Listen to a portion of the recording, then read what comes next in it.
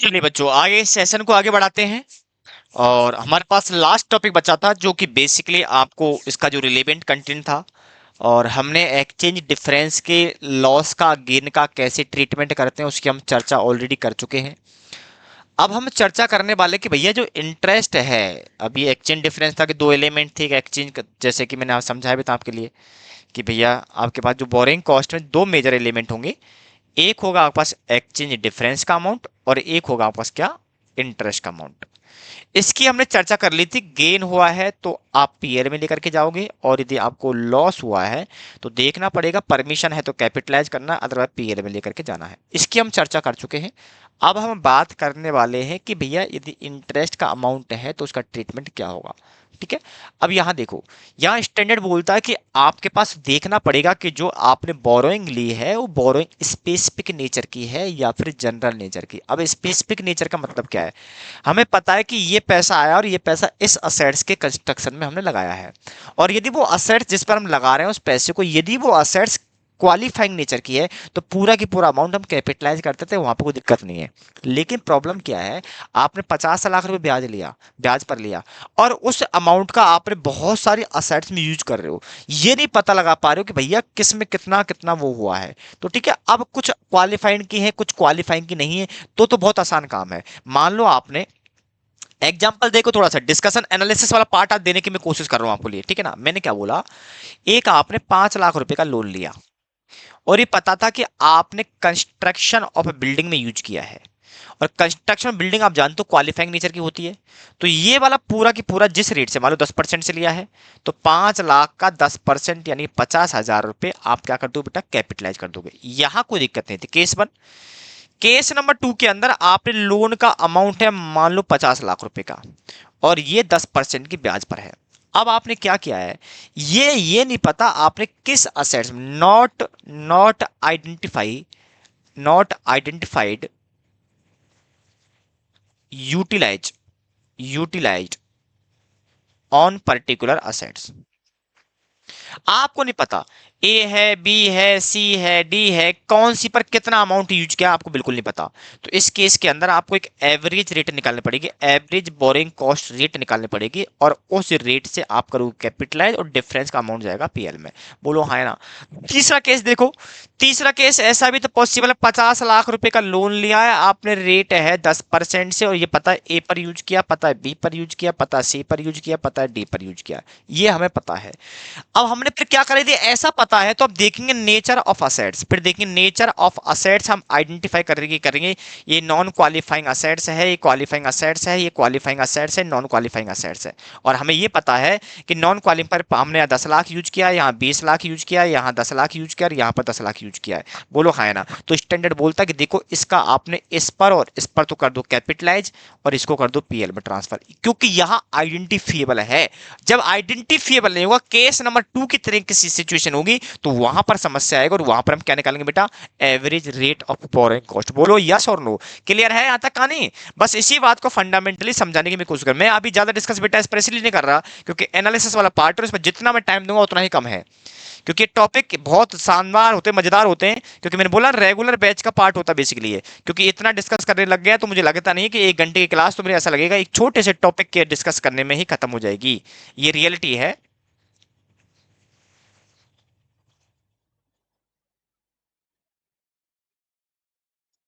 इसलिए मैं कोशिश कर रहा हूं कि एनालिसिस पार्ट से थोड़ा सा बचने की कोशिश कर रहा हूं। ठीक है बेटा। हाँ, एक चीज और, आप इसके रिवीजन लेक्चर जरूर देखना, जब मैं रिवीजन लेक्चर डालूंगा वहां पर कुछ हद तक मैं एनालिसिस करने की कोशिश करूंगा, कुछ हद तक, क्योंकि वहां पर ओनली फॉर बोलना होता है, लिखना नहीं होता है। इसलिए वहां पर डेफिनेटली कुछ टॉपिक कुछ हद तक मैं इस बात को कोशिश करूंगा कि आपको इस बात को थोड़ा सा ज्यादा इन डेप्थ समझाने की कोशिश करूं। चलिए एक एग्जांपल लिखेंगे और हम इस बात को थोड़ा सा आगे बढ़ाएंगे।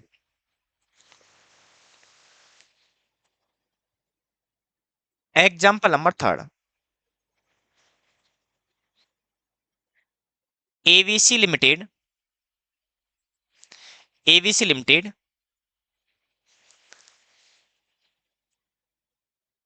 Loan taken from SBI bank of rupees 10 lakh at the rate 60% per annum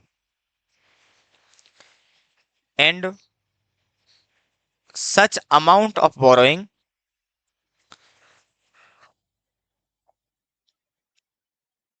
used in construction of building.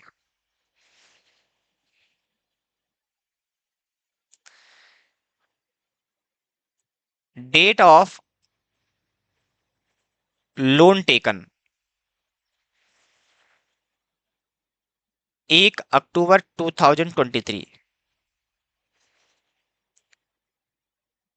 Date of completion of construction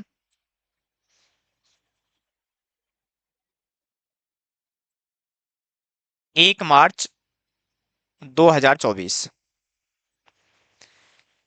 Calculate amount capitalized and transfer to PL. बेहद आसान है और आराम से समझ सुनेंगे क्योंकि बड़ा मजेदार है. चले बच्चे यहां तक.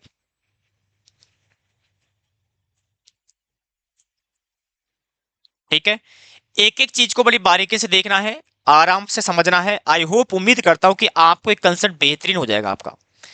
मैं मानता हूं कि रेगुलर बैच के अंदर हर स्टैंडर्ड कम से कम 10 आवर्स का जाता है, कम से कम 10 आवर का जाता है हर स्टैंडर्ड. ये हर स्टैंडर्ड की नॉर्मल मिनिमम लेंथ है मेरी तरफ से. आगे 15-20 भी चला जाता है. कुछ कुछ स्टैंडर्ड है हमारे पास बहुत बड़े बड़े, तो वहां पर भी होती है. बेसिकली 10 से 12 के बीच में रहते हैं ज्यादातर स्टैंडर्ड. मैं आपको 3 या 4 घंटे में स्टैंडर्ड समझा रहा हूं, तो इसका मतलब ये नहीं कि मैं आपको कंसेप्ट के साथ कोई कॉम्प्रोमाइज कर रहा हूं. मैंने बोला आपसे दो चीज कॉम्प्रोमाइज कर रहा हूं मैं यहाँ पर आपके लिए. ज्यादा क्वेश्चन नहीं करवा पा रहा. दूसरा जो एनालिसिस वाला पार्ट है, जो डेफिनेशन वाला पार्ट है, उसको मैं ज्यादा एनालाइज नहीं करवा पा रहा हूं. बाकी कंटेंट आपको वही दे रहा हूं. जो प्रैक्टिकल का एक क्वेश्चन रुक जाए तो मुझे बता देना बेटा एक बार आप. ठीक है. चलिए, मुझे एक बात बताओ बेटा. मेरे यहाँ टाइमलाइन देखना है. ये टाइमलाइन है आपके पास. आपने 1 अक्टूबर को लोन लिया है 10 लाख रुपए का, और एट द रेट है कितना, 16% पर एनम. आपका 1 मार्च को, 1 मार्च को, ये 23 है, 24 को कंप्लीट हो गया कंस्ट्रक्शन. तो मुझे बताओ यहां से लेकर के यहां तक तो आपका कैपिटलाइज होगा, और जो 1 महीने का 1 मंथ का है ये जाएगा पीएल में. बोलो हाँ या ना. क्योंकि जिस दिन आपकी मशीन रेडी टू यूज हो गई या रेडी टू सेल हो गई, उस दिन आपका कैपिटलाइजेशन सीज हो जाएगा. वो टाइमलाइन याद है. कमेंसमेंट, इसके अलावा सस्पेंशन और सीजेशन. तो सीज कहां हो जाएगी, जहां आपकी असेट्स रेडी टू यूज हो जाएगी या रेडी टू सेल हो जाएगी, वही सीज हो जाएगी. तो मुझे बताओ, तो टोटल बोरोइंग कॉस्ट इनकर्ड, बताओ कितना. 10 लाख का है 16% इंटू 6/12. तो मैं कह दूं कितना आ गया, 8%, यानी कि 80,000.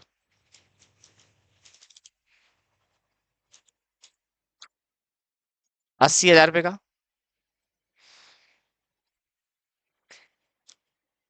Amount capitalisation.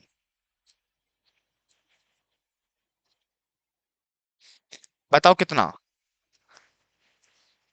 10 लाख का 8% इंटू 5/12.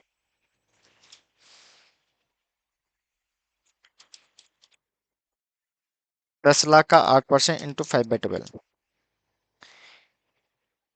गलत कैसे आ रहा है. 10 लाख का 8% इंटू 5/12. ये मेरे कैलकुलेशन ठीक है क्या. अब एक मिनट यार. 10 लाख का 16% इंटू 5/12, 67 करीब आएगी. हाँ, 67,000. एक बार देख लो. 10 लाख का है 16% टू 5/12. हाँ, 66 करे कुछ ऐसा आ रहा है. ये लिख लें यहाँ पर हम 66,667 का. और अमाउंट ट्रांसफर टू पीएल, बताओ कितना. 80,000 माइनस 66,667. तो 13,333, बोलो है ना, क्योंकि ये क्वालिफाइंग पर था। देखो, कंस्ट्रक्शन और बिल्डिंग था। आपको रेडी टू यूज करने में कुछ असेंशियल एक्टिविटी करनी है, तब जा रेडी टू यूज होगी ये, ठीक है ना। ये सीधा था। ये स्पेसिफिक नेचर का था, ये स्पेसिफिक बोरोइंग था। मैंने क्या बोला, जितना है उतने पर लगा दो, 10% था पूरा कैपिटलाइज कर दे, डिफरेंस कहां चला गया, पीएल में। बोलो इस एग्जाम्पल को दिक्कत है क्या, नहीं होने भी नहीं चाहिए। Example number 4,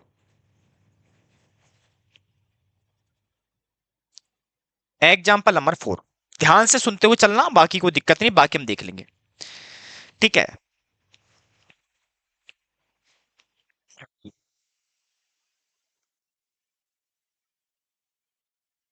AVC limited,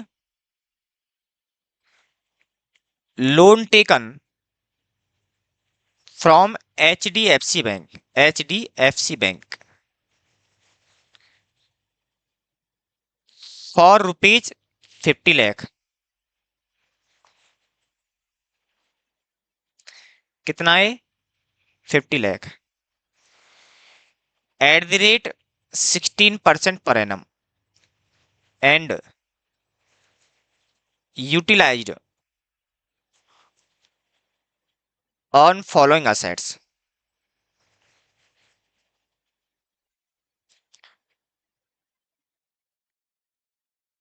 purchase of truck as advance 30 lakh रुपए का, construction of building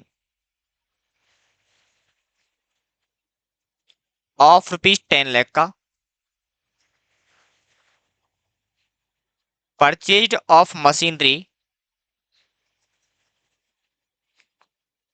of rupees 10 lakh की। Calculate amount to be capitalise and transfer to PL as per Ind AS 23। एक एक बात को बड़े ध्यान से सुनना मेरे लाल, ठीक है ना मेरे बच्चे। मैंने हर बात को कोशिश कर रहा हूं आपके सामने हर टाइप का एक एग्जाम्पल रखने की। मैंने बोला ना आपसे, इन एग्जाम्पल की कंसेप्ट की 100% क्लियरिटी मिलेगी आपको, देन इसके बाद सीधा स्टडी मेट उठाओ और आराम से क्वेश्चन निकलेंगे। कहीं कहीं दिक्कत आएगी तो वो आपके लैंग्वेज को लेकर के आएगी कि भाई लैंग्वेज समझ में नहीं आ रही है, क्वेश्चन ही समझ में नहीं आ रहा है, वो एक अलग सिनेरियो है, अलग अलग पॉइंट है। बाकी नॉर्मली कंसेप्ट आपके इसी के इर्द गिर्द घूमेंगे 99% केस में, ठीक है। 1% तो आपको पता ही है वेरिएबिलिटी होती है, ठीक है। चलो, अब देखो बेटा, मुझे यहां पर क्लियरली पता है, मुझे यहां पर यह पता है कि जो लोन लिया है कुछ स्पेसिफिक का है और कुछ मेरे पास जनरल नेचर का है।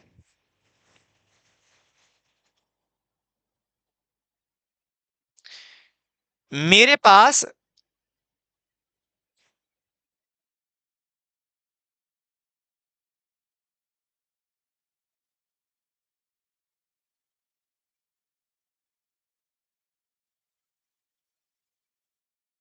देखना पड़ेगा, ये है assets, amount of loan, nature और ट्रीटमेंट। मेरे पास बेटा चार तरीके के असेट्स है, तीन है बताओ, तीन है। पहला मेरे पास है परचेज, ऐसा कह दूं मैं, advance for purchase of truck 30 lakh रुपए का। दूसरी है बताओ क्या, कंस्ट्रक्शन ऑफ बिल्डिंग। और तीसरी है मेरे पास क्या, परचेज ऑफ मशीनरी। सिंपल सी लैंग्वेज देखो, सिंपल सी बात है, यहां पर है 10 लाख रुपए और यहां पर भी है 10 लाख रुपए, टोटल 50 लाख का हिसाब हो गया। आपको पता है कि आपने कोई असेट्स के लिए एडवांस में दिया है, तो मुझे बताओ ट्रक जो आएगा, या जो ट्रक है जो अभी हमने पेमेंट किया, लोन का अमाउंट का पेमेंट कर दिया, 50 लाख आया, 30 लाख उसको दे दिया एडवांस में, ट्रक दे देना मुझे, वो क्वालिफाइंग है नॉन क्वालिफाइंग है? स्टैंडर्ड बोलता है नॉन क्वालिफाइंग है। गुरुजी कैसे? क्योंकि क्वालिफाइंग का मतलब है असेट्स में आपने पैसा डाला और कुछ रिलेवेंट एक्टिविटी कर रहे हो रेडी टू यूज करने में। मुझे बताओ ये ट्रक खरीदे, ट्रक में रिलेवेंट एक्टिविटी आप कर रहे हो कि नहीं? वो बनाएगा तो तुम्हें देगा, रेडी टू यूज आएगा, जैसे रेडी आएगा वो, रेडी आती ट्रक आ गया आप यूज कर सकते हो। बोलो क्या आप ट्रक पर कुछ रिलेवेंट एक्टिविटी करोगे? आंसर नहीं। रिलेवेंट एक्टिविटी कौन करेगा? सप्लायर। तो सप्लायर के द्वारा जो ट्रीटमेंट किया गया, क्या उसको मैं प्रेफर करूंगा? नहीं। यानी मैंने कुछ रिलेवेंट एक्टिविटी नहीं की है, इसका मतलब मेरे को नॉन क्वालिफाइंग है। क्वालिफाइंग अभी हो ही नहीं सकता। क्वालिफाइंग तब होता है ट्रक में खुद बना रहा होता फिर मैं यूज करता। मैंने ट्रक नहीं बनाया, मैंने उसको ट्रक का ऑर्डर दिया और ऑर्डर के रेस्पेक्ट में मैंने क्या दे दिया? उसको कुछ एडवांस दे दिया है। तो मुझे बताओ क्या वो बिजनेस में रूट हो रहा पैसा आज भी? नहीं हो रहा। क्या क्वालिफाइंग पर है? नहीं, इसलिए नॉन क्वालिफाइंग है। कंस्ट्रक्शन ऑफ बिल्डिंग, हमेशा जब तक आप कंस्ट्रक्शन नहीं करोगे बिल्डिंग तैयारी नहीं हो सकती है। रेडी के लिए बिल्डिंग कब यूज कर सकते हो? जब बिल्डिंग बन जाएगी। बिल्डिंग पहले बनानी पड़ेगी ना, तो बिल्डिंग को बनाना ही क्या है? रिलेवेंट एक्टिविटी, हमेशा क्वालिफाइंग है। और ये हमेशा नॉन क्वालिफाइंग असेट, ये मानना है बेटा यहाँ पर। इसको आप मान सकते हो, क्वालिफाइंग नॉन क्वालिफाइंग स्टैंडर्ड में दोनों क्लियरिटी है ठीक है। बाकी मैं इसको नॉन क्वालिफाइंग मानूंगा। क्या मानूंगा बेटा? मैं नॉन क्वालिफाइंग मानूंगा। आप क्वालिफाइंग मान सकते हो, आपको ये डाल के आना पड़ेगा, क्योंकि मशीनरी हो सकता है कि आपने कुछ असेंशियल काम किया भी हो और नहीं भी किया हो, क्योंकि मशीन के बारे में बता रहे हैं कि कंस्ट्रक्शन ऑफ मशीनरी ऐसा कोई वर्ड होता नहीं है। इसलिए क्वालिफाइंग नॉन क्वालिफाइंग दोनों मान सकते हो, बट मैं इसको नॉन क्वालिफाइंग मानते हुए क्वेश्चन सॉल्व करूंगा। आपका स्टेटमेंट इसको क्वालिफाइंग मानते हुए करता है, ज्यादातर देखा गया है। ठीक है, तो बताओ ये क्या होगा बेटा? बताओ। ट्रांसफर टू पीएल, कैपिटलाइज और ट्रांसफर टू पीएल। तो बताओ, देखो टोटल अमाउंट कैपिटलाइजेशन। गुरुजी 10 लाख का लोन था, 16% से था, डेट नहीं देखी तो साल का मानोगे 1,60,000। ट्रांसफर टू पीएल बताओ कितना आएगा? On advance for truck 30 lakh plus machinery 10 lakh. मैंने क्या बोला? सीए का स्टडीमेट इस बात को मानता है कि क्वालिफाइंग है। ठीक है, मैंने पहले दोनों आपको बता दिया है, आप दोनों कोई सा मान सकते हो 40 का। तो 40 लाख पर 16%,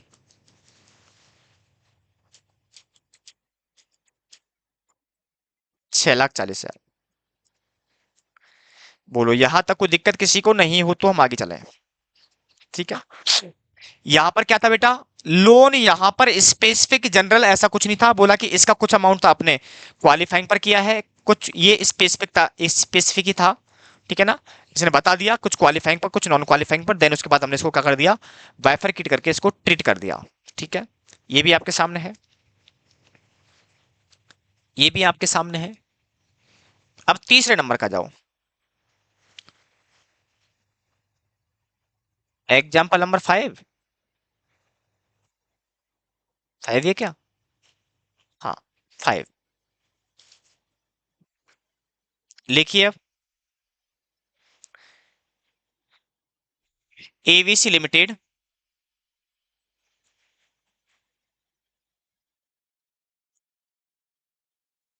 construction of building,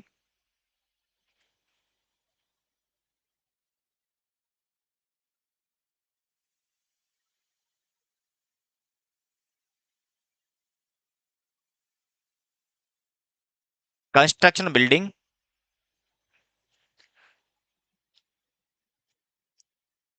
loan taken R H.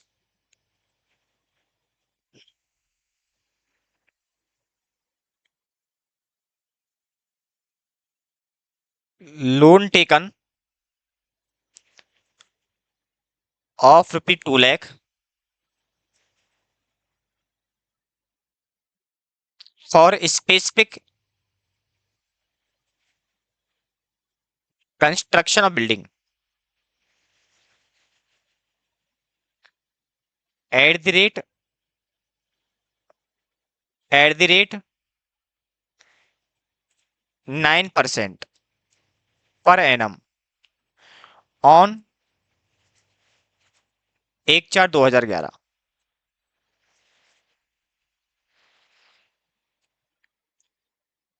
Other loan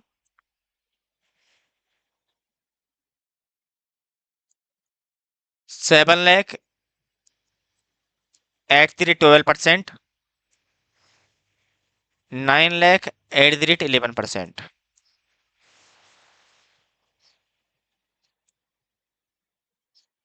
expenditure on construction, जो कंस्ट्रक्शन पर खर्चा था वो कुछ ऐसे है। अप्रैल 2011, अगस्त 11, अक्टूबर 11, जनवरी 12। 1,50,000, 2 लाख, 350, 1 लाख। टोटल खर्चा किया है इसने 8 लाख का।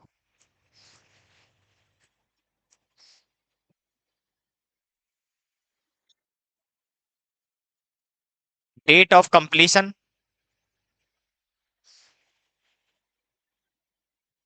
Of construction 31/1/12। Calculate amount to be capitalise.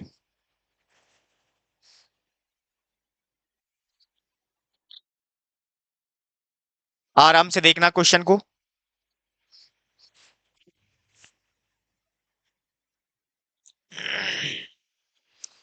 मैं थोड़ा छोटा कर रहा हूं और आराम से पहले नोट करो इसको, फिर थोड़ा हम इस पर डिस्कस करने की कोशिश करेंगे।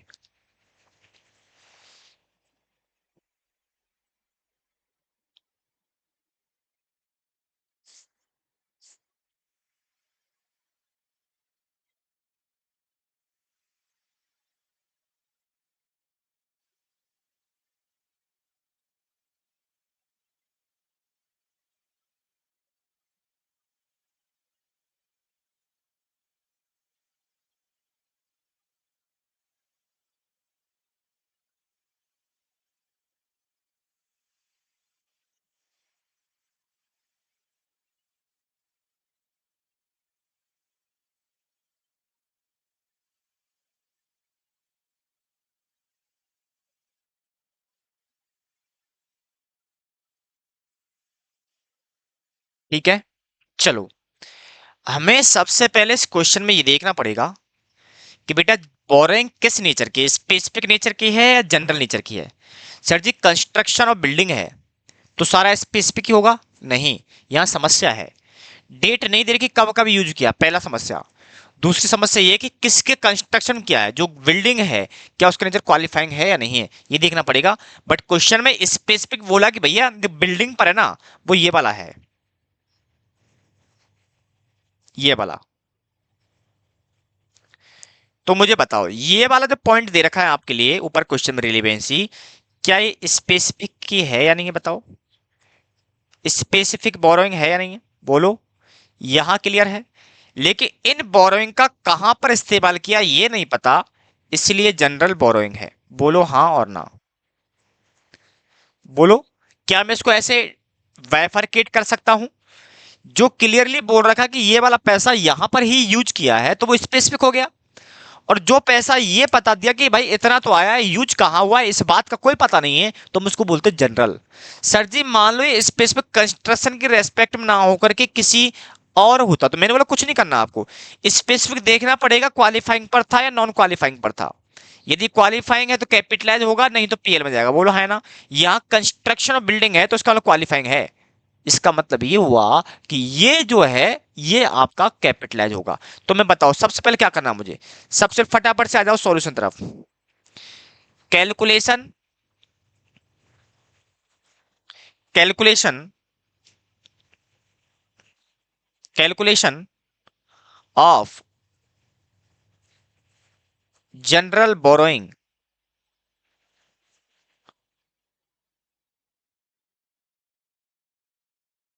Expenditure and specific. बताओ टोटल बोरोइंग इनकर्ड कितनी होगी बताओ।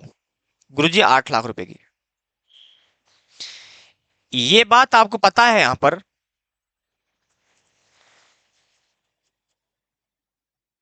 स्पेसिफिक बोरोइंग बताओ कितनी की है इसमें। मानो या ना मानो 2 लाख करना पड़ेगा आपको। और जनरल का खर्चा क्या मानना पड़ेगा बताओ, जनरल एक्सपेंडिचर कितना मानना पड़ेगा आपको। बचा खुचा 60 लाख, 6 लाख रुपए का। क्लियर है, ये बात क्लियर है। पॉइंट नंबर 2 क्या निकालना है।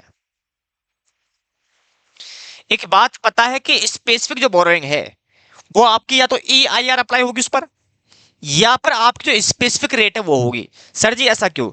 यदि इनफ्लो और आउटफ्लो में डिफरेंस नहीं है भाई, जितना आपने लोन लिया उतना ही मिल गया, तो वहां पर आपकी EIR और स्पेसिफिक रेट दोनों बराबर होती है। लेकिन जितना 10 लाख लिया 9 लाख आया, तो 1 लाख का डिफरेंस होगा प्रोसेसिंग फीस वाला। उस केस में EIR निकालना है। तो यहां पर मैं मान लेता हूं कि जो जिस रेट पर लिया है, जितना पैसा आया है, आपने जितना लोन मांगा उतना पूरा मिल गया, तो यहां पर EIR इक्वल टू जो स्पेसिफिक रेट है वही होती है। ठीक है, तो लिखो यहां पर calculation rate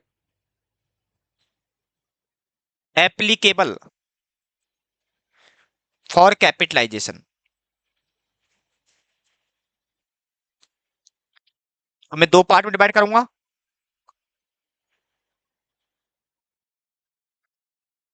in case of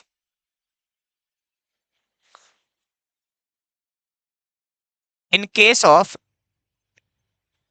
specific borrowing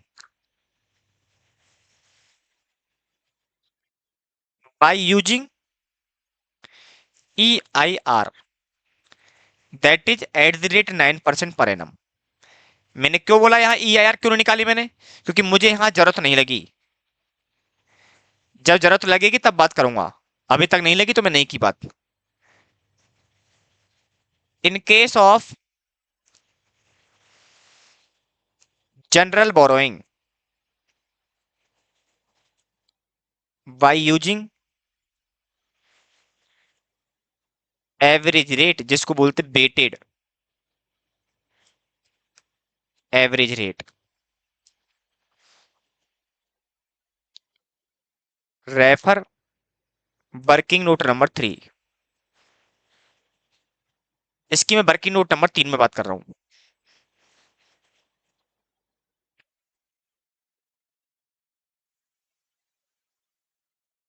working note number 3, calculation of average percentage of borrowing cost.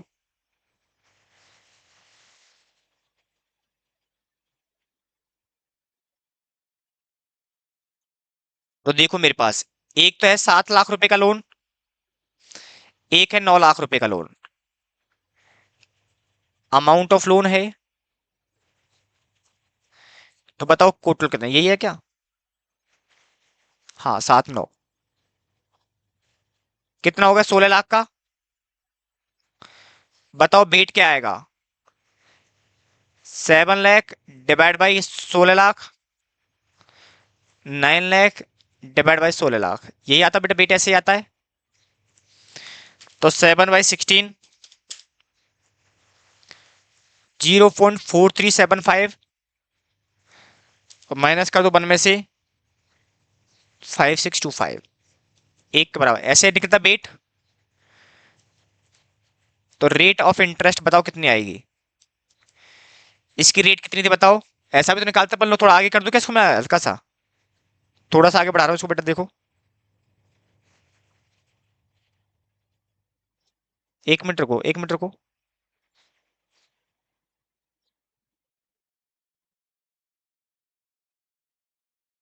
ये बेट आ गया, ये क्या आया था बेट। रेट ऑफ बोरोइंग कॉस्ट बताओ कितनी थी।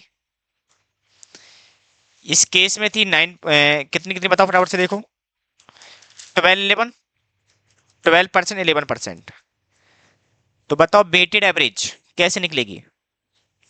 दोनों मल्टीप्लाई कर दूं मैं, तो लिखो 12 इंटू 0.4375, 5.25, 0.5625 मल्टीप्लाई बाई 11, 6.1875, टोटल आएगा 11.4375।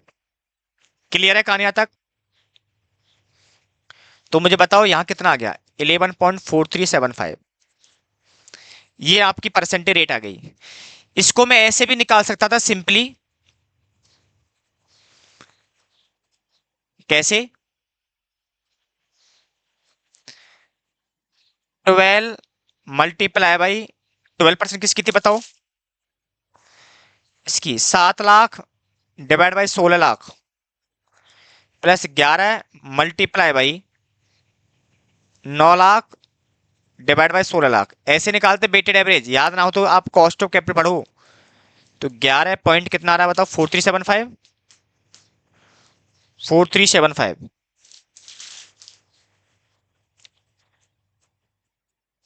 आप ऐसे भी निकाल सकते हो, जैसा आपको निकालना है। वेटेड एवरेज निकालना सिंपल, आप ऐसे निकाल सकते हो। क्लियर है?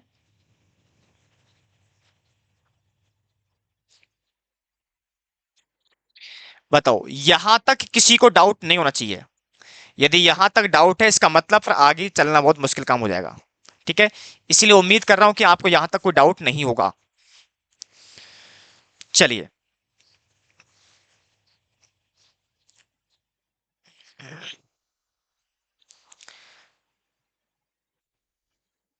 अब नीचे लिखोगे working note number 4,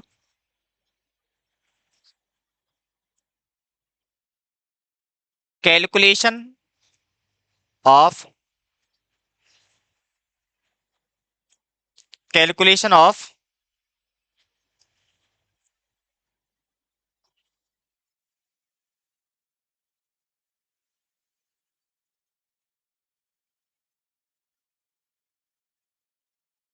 borrowing cost to be capitalise.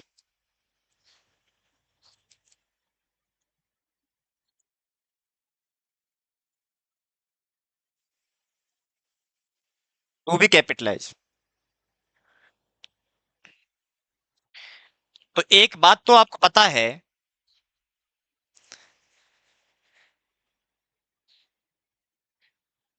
Borrowing हमारे पास दो प्रकार की थी।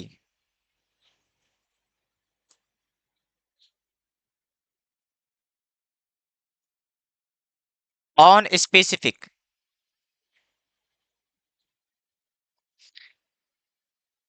2 लाख रुपए था, 9% से था। और उन्होंने यूज किया था, आपको याद हो मंथ देखो, अप्रैल में, अप्रैल से लेकर के जनवरी तक, तो 10 मंथ का। तो 2 लाख का 9% इंटू 10/12, 15,000। और लिखोगे क्या? On general borrowing. आपको पता है पूरा कैपिटलाइज होगा, टोटल कैपिटलाइज। और यहां पता है आपको